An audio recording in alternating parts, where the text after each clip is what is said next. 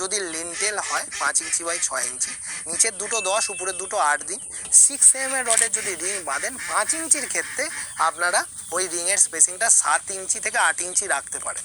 কিন্তু 10 ইঞ্চির ক্ষেত্রে রিংয়ের স্পেসিংগুলো 6 ইঞ্চির বেশি যেন না হয়, এবং 10 ইঞ্চির ক্ষেত্রে 4টে করে 10-এর রড দিতেই হবে। এবার এখানে আর একটা কথা, যেসব ক্ষেত্রে দেখা যায় বড় বড় জানলা আছে 6 ফুট চওড়া জানলা, তার মাথার লিন্টেলটা আমি অনেক ভিডিওতে বলি, কিন্তু আজকের ভিডিওটা শুধু রড নিয়ে নয়, আজকের ভিডিওটা তার মূল্য নিয়েও ছিল। হ্যাঁ, যেখানে 10 ইঞ্চি মোটা লিন্টেল দেওয়ার কথা বলি, এবং সেখানে বলি যে 4খানা 12 রড মিনিমাম দিতে, এবং 6 mm এর রডের রিং 6 ইঞ্চি ছাড়া বাঁধ। কেন বলি, সেখানে স্প্যান বেড়ে গেল, সেই জন্য লিন্টেলটার ডেপথ বেড়ে গেল।